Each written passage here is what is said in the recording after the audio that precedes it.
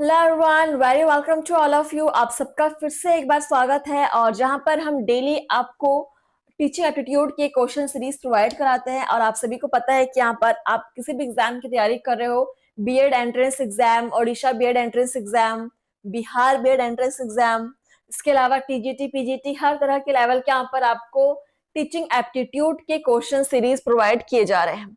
सो आप लोग daily class attend कीजिए और पढ़िए आप लोग। तो स्टार्ट करते हैं आज का सेशन। और पहला क्वेश्चन आपके सामने है, प्रयोजनवाद ने किसे जन्म दिया? देखिए ऑप्शंस, व्यावसायिक शिक्षा को, शिक्षा की खेल विधि को, प्रोजेक्ट विधि को, या बेसिक शिक्षा को। प्रयोजनवाद ने किसे जन्म दिया?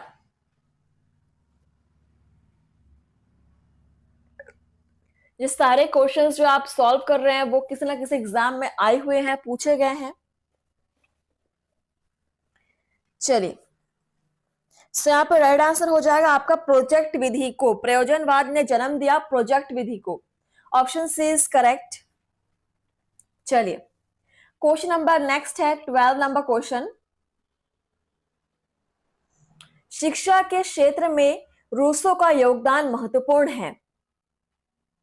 निम्नलिखित में कौन सा योगदान उसका नहीं है?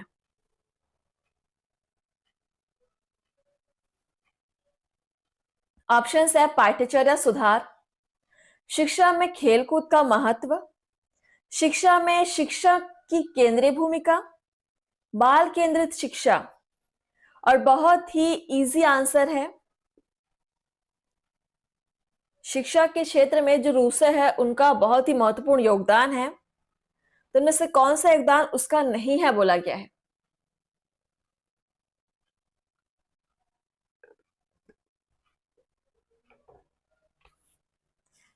शिक्षण शास्त्र से बहुत सारे क्वेश्चंस एग्जाम में बनते हैं।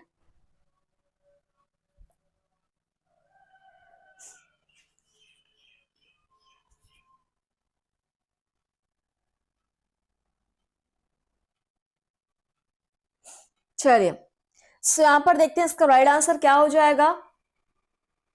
रूसो का महत्वपूर्ण योगदान था, लेकिन शिक्षा में शिक्षक की केंद्रीय भूमिका ये उसके योगदान में शामिल नहीं था। ठीक है, सो ऑप्शन सी यहां पर बिल्कुल करेक्ट आंसर हो जाएगा। चलिए, बढ़ते हैं आगे। हमारा नेक्स्ट क्वेश्चन नंबर 13, क्रोधी एवं संवेदनशील स्वभाव के बच्चों को निर्देशित करने का क्या तरीका है?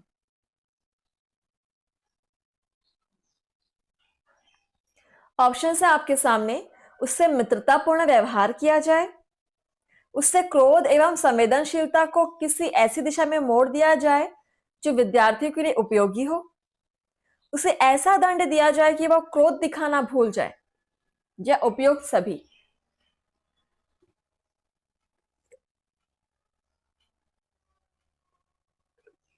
सभी क्लास को शेयर कर लीजिएगा एंड सब्सक्राइब करना मत भूलिएगा।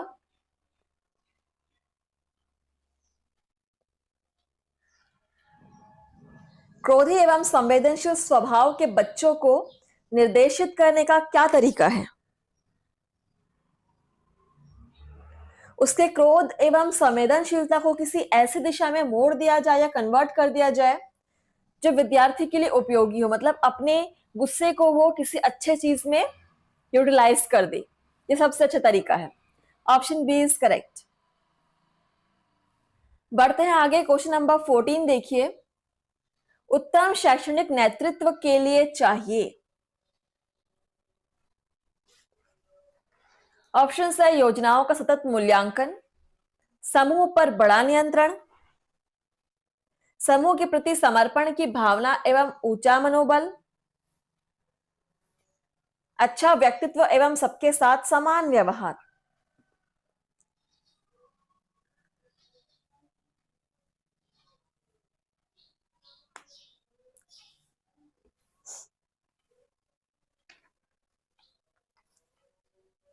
चलिए, उत्तम शैक्षणिक नेतृत्व के लिए क्या चाहिए? समूह के प्रति समर्पण की भावना एवं ऊंचा मनोबल। अगर आप किसी ग्रुप का नेतृत्व कर रहे हैं मॉनिटर कर रहे हैं, सो बिल्कुल आपको अपने पूरे ग्रुप के प्रति आपको बिल्कुल रिस्पॉन्सिबल होना पड़ेगा, अपनी पूरी जिम्मेदारी लेनी पड़ेगी और अपना जो हौसला है वो बुलंद रखना पड़ेगा। So option C is correct. Next है क्वेश्चन नंबर 15, देखिए। शिक्षा के ज्ञानात्मक सिद्धांत के प्रतिपादक हैं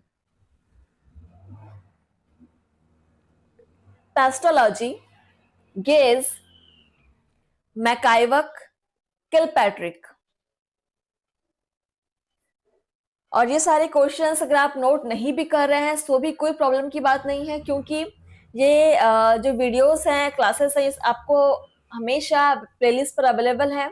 आप कभी भी चाहे तो यहाँ पर चैनल में आकर आप प्लेलिस्ट को ओपन करके पढ़ सकते हैं।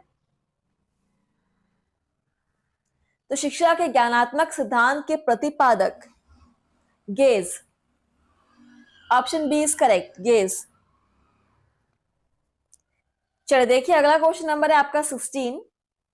शिक्षा का रुचि का सिद्धांत बताता है कि, ऑप्शन है विद्यार्थियों की जिस कार्य में रुचि नहीं होती उसे वह मन लगाकर नहीं करते, रुचि से विद्यार्थियों का जीवन संवरता है, शिक्षक को बालक में सीखने की रुचि पैदा करनी चाहिए, शिक्षक को अपने विद्यार्थियों को पढ़ाने में रुचि लेनी चाहिए।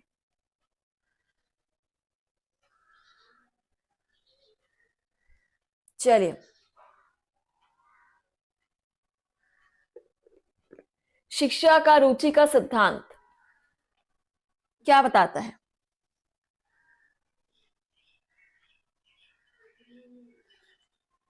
देखिए यहां पर आंसर हो जाएगा आपका, विद्यार्थियों के जिस कार्य में रुचि नहीं होती उसे वे मन लगाकर नहीं करते। बिल्कुल कॉमन सी बात है, जिस काम में बच्चे को इंटरेस्ट नहीं होगा वो इस काम में रुचि नहीं लेते।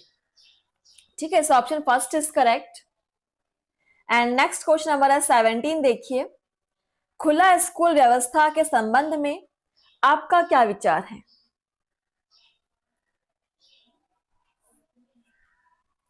ऑप्शंस है, इसे घर बैठे पाठ्य सामग्री प्राप्त हो जाती है, यह शिक्षा के प्रसार का अच्छा साधन है, इससे उन विद्यार्थियों को भी शिक्षा प्राप्त करने का अवसर मिल जाता है जो किसी कारणवश पढ़ना छोड़ चुके होते हैं, क्या बी और सी दोनों? खुला स्कूल व्यवस्था के संबंध में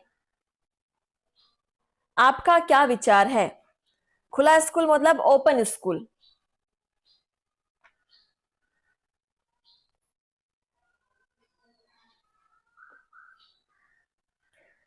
तो देखिए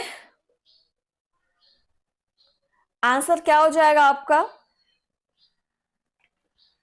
यह शिक्षा के प्रसार का भी अच्छा साधन है और साथ ही साथ ऐसे विद्यार्थियों को भी इसे शिक्षा प्राप्त करने का अवसर मिल जाता है जो किसी कारणवश बीच में ही पढ़ाई छोड़ चुके होते हैं। तो यहाँ पर आपका दो ऑप्शन सही हो जाएगा, बी और सी, और ये दिया हुआ है ऑप्शन डी में। चलिए आई होप आप सभी को यहाँ पर क्वेश्चन समझ में आ रहे हो कि क्वेश्चन समझ में आना बेहद जरूरी है। बिना क्वेश्चन को समझे आप आंसर नहीं निकाल सकते। अगला क्वेश्चन है आपका 18 नंबर। शिक्षा दर्शन बताता है क्या शिक्षा दी जाए और क्यों? इसके विपरीत शिक्षा मनोविज्ञान का संबंध शिक्षा के, ऑप्शंस है, किसको और क्यों पहलू से है, कब और कैसे पहलू से है, ए और बी दोनों, उपरोक्त सभी।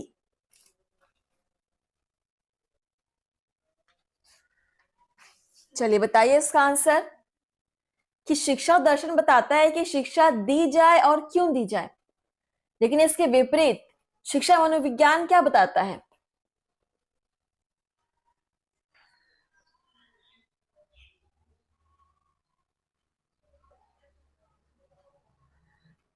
ये बताता है कि शिक्षा कब और कैसे पहलू से है, कब और कैसे दी जाए। तो यहां पर ऑप्शन आपका बी बिल्कुल सही हो जाए, कब और कैसे पहलू से संबंधित है शिक्षा मनोविज्ञान। चलिए नेक्स्ट क्वेश्चन देखिए। 19 नंबर क्वेश्चन आपके सामने है। पेस्टोलॉजी का विचार था कि शिक्षा का उद्देश्य विद्यार्थियों की मानसिक शक्तियों का विकास करना है। शिक्षा विद्यार्थी के विकास के अनुरूप होनी चाहिए। शिक्षक को विद्यार्थी के व्यक्तित्व का आदर करना चाहिए। यह सभी आप सभी क्लास को शेयर कीजिएगा और डेली क्लास अटेंड करना है। जो भी यहां पर क्लास को ज्वाइन कर रहे हैं स्ट्रिक्टली आप डेली क्लास अटेंड कीजिए। तो क्या था पेस्टोलॉजी का विचार, और ये सारे जो सिद्धांत है मनोविज्ञान के टॉपिक है आपको सब कुछ पेडागोजी की बुक में मिल जाएंगे। मैंने लास्ट सेशन में भी कहा हुआ है कि आप मार्केट से कोई भी चाइल्ड डेवलपमेंट पेडागोजी की बुक उठा लीजिए, उसको पढ़िए, आपको सब कुछ वहां मिल जाएगा। देखिए इसका आंसर क्या हो जाएगा।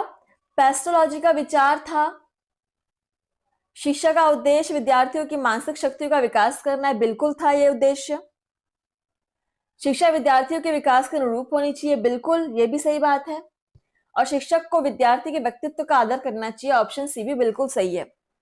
सो ये तीनों ही पेस्टोलॉजी के विचार में शामिल थे। So option D is correct, अब ये सभी हो जाएंगे। क्वेश्चन नंबर 20 देखिए, शिक्षण होना चाहिए विशिष्ट से सामान्य की ओर, कठिन से सरल की ओर, सूक्ष्म से स्थूल की ओर, अज्ञात से ज्ञात की ओर। शिक्षण होना चाहिए, शिक्षण की दिशा किस तरफ से किस तरफ होनी चाहिए।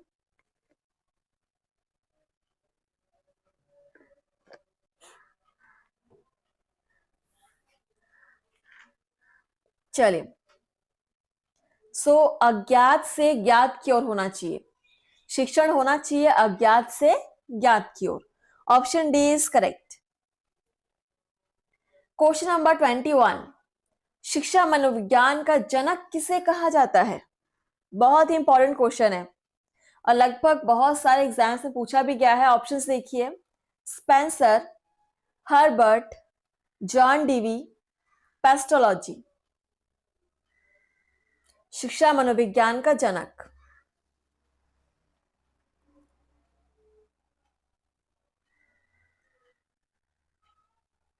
Herbert, option B is correct, Herbart को कहा जाता है।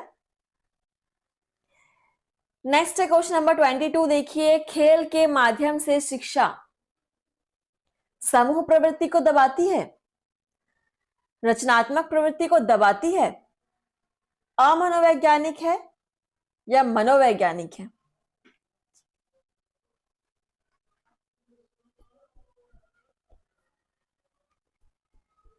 खेल के माध्यम से जो शिक्षा दी जाती है वो आपका मनोवैज्ञानिक शिक्षा के अंतर्गत आ जाएगा।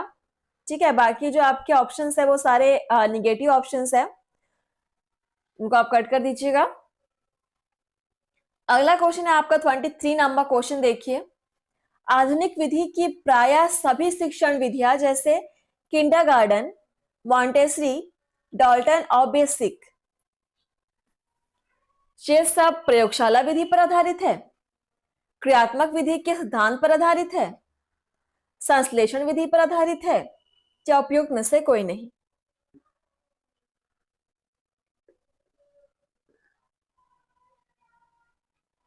क्वेश्चन नंबर 23,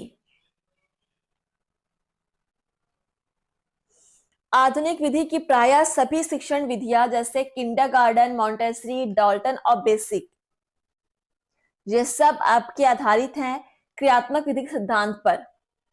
ठीक है, सो क्रियात्मक विधि के सिद्धांत पर आधारित है, ऑप्शन बी इज करेक्ट।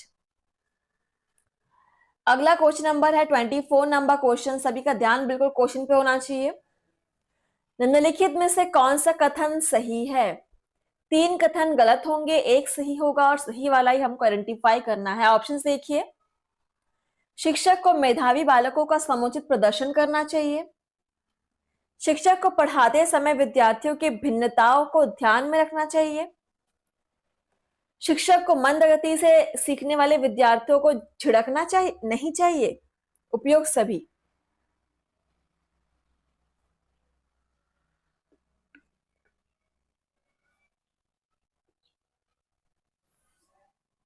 कौन सा कथन सही है?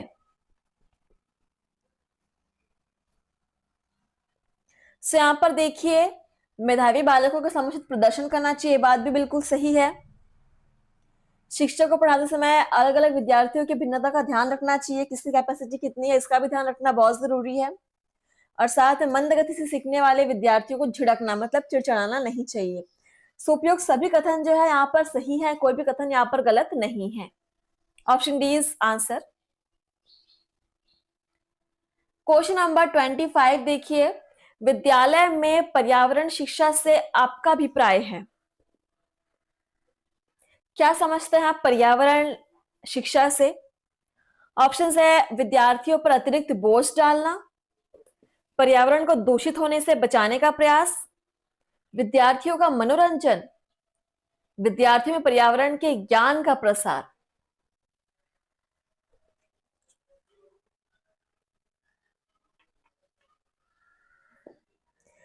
तो देखिए, पर्यावरण शिक्षा से अभिप्राय यही होता है कि बच्चों को पर्यावरण को दूषित होने से बचाने के प्रयासों के बारे में जानकारी दी जाए। So option B is correct. And next हमारा क्वेश्चन है 26 नंबर क्वेश्चन। आपके अनुसार प्राथमिक स्तर पर किस प्रकार सह शिक्षा लाभप्रद है? ऑप्शन है विद्यार्थियों का विचार उत्तम हो जाता है, विद्यार्थियों का सर्वांगीण विकास होता है, विद्यार्थियों का एक साथ पढ़ने में रुचि होती है, या विद्यार्थियों में समानता का विकास होता है।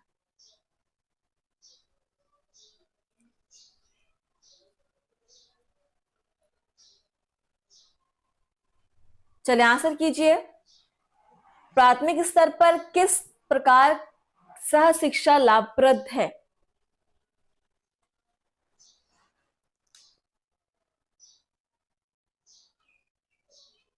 यहां पर सह शिक्षा से होता क्या है?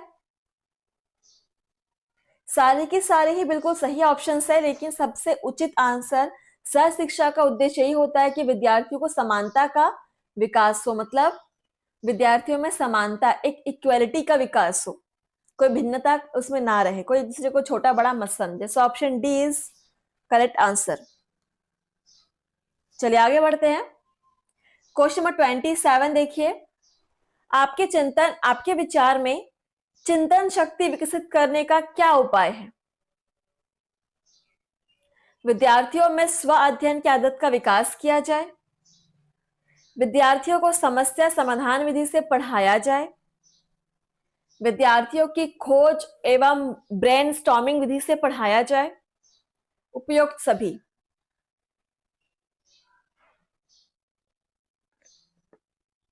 आपके विचार में चिंतन शक्ति विकसित करने का क्या उपाय सबसे सर्वाधिक उचित है? चिंतन शक्ति मतलब जिससे बच्चों का माइंड डेवलप हो, उसमें सोचने की क्षमता बढ़े। तो स्व अध्ययन की आदत का विकास किया जाए, बिल्कुल सही है। समस्या समाधान से पढ़ाया जाए, ये भी सही है। और खोज एवं ब्रेन और स्टॉर्मिंग से पढ़ाया जाए, तो लगभग सारे के सारे ऑप्शंस यहाँ पर सही है। और हमारे पास ऑप्शन भी है कि उपरोक्त सभी, तो हम उपरोक्त सभी को ही लगाएंगे। अगर उपरोक्त सभी का ऑप्शन नहीं होता तब यहाँ पर हम किसी बेहतर आंसर को चुनते। नेक्स्ट है क्वेश्चन नंबर देखिए 28 नंबर क्वेश्चन। एक शिक्षक हेतु शिक्षा दर्शन का अध्ययन आवश्यक है क्योंकि?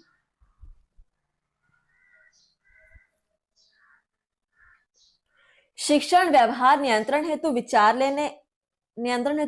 लेने हेतु, पाठ्यक्रम के लक्ष्य एवं उद्देश्य निश्चय हेतु, अमूर्त ज्ञान की प्राप्ति हेतु, दार्शनिक सिद्धांतों में समझ हेतु।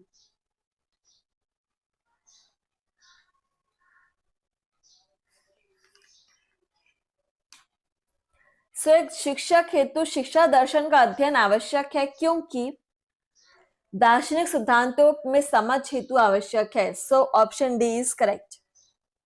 एक शिक्षक को दर्शन का ज्ञान जरूर होना चाहिए, शिक्षा दर्शन का ज्ञान होना चाहिए। चलिए बढ़ते हैं हम आगे। Question number 29।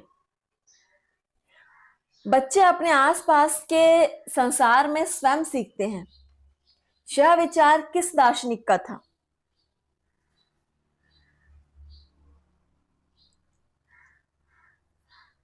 ऑप्शन है रूसो, फ्रॉबेल, पेस्टोलॉजी, स्किनर। बच्चे अपने आसपास के संसार में स्वयं सीखते हैं। यह विचार रूसो का था, रूसो जी का था। Option first is correct.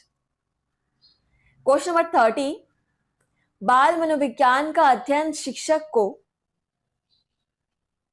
आदर्श प्रस्तुत करने में सहायता करता है, अपनी योग्यता बढ़ाने में सहायता करता है, शिक्षा संबंधी समस्याओं के बारे में सही दृष्टिकोण प्रदान करता है, अनुशासन संबंधी समस्याओं को सही दृष्टिकोण से समझने में सहायता देता है। आंसर कीजिएगा। क्वेश्चन नंबर 30 है, बाल मनोविज्ञान का अध्ययन शिक्षक को किस चीज में सहायता प्रदान करता है? यहाँ पर सबसे उचित आंसर देखिए, बाकी सारे ऑप्शंस भी सही है लेकिन सबसे उचित आंसर हो जाएगा यह शिक्षा संबंधी समस्याओं के बारे में सही दृष्टिकोण प्रदान करता है शिक्षक को। Option C is correct. अगला क्वेश्चन है हमारा 31 नंबर। निम्नलिखित में से किसने कहा था कि प्रेरणा विद्यार्थी में रुचि उत्पन्न करने की एक कला है? बहुत ही सुंदर लाइन है।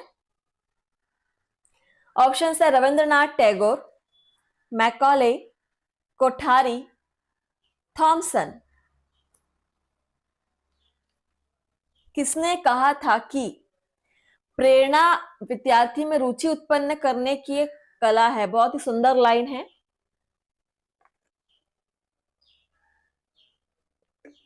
और ये कहा था आपके थॉमसन जी ने। Option D is correct, Thomson ने कहा था।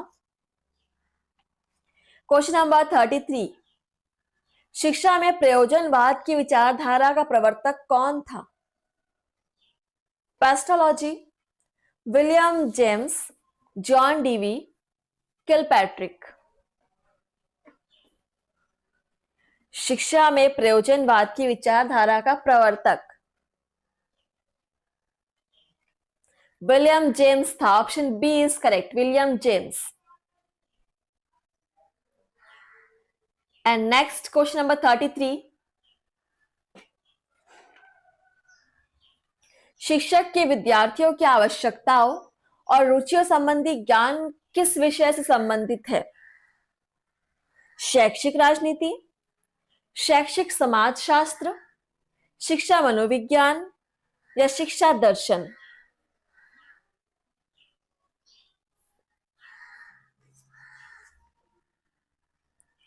सो द राइट आंसर इज शिक्षा मनोविज्ञान से संबंधित है। इसी के द्वारा विद्यार्थियों की आवश्यकता और रुचियों के संबंधी ज्ञान शिक्षक प्राप्त कर सकता है। Option C is correct. Question number 34 देखिए, और आज के सेशन का लास्ट क्वेश्चन है। किंडरगार्टन शिक्षण विधि में अभिव्यक्ति के 3 साधन हैं, और वो साधन कौन कौन से हैं?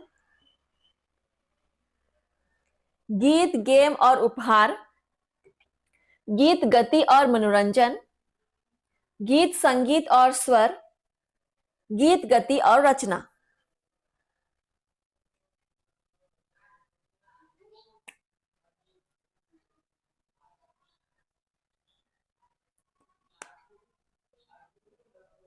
किंडरगार्टन शिक्षण विधि में अभिव्यक्ति के 3 साधन कौन कौन से हैं?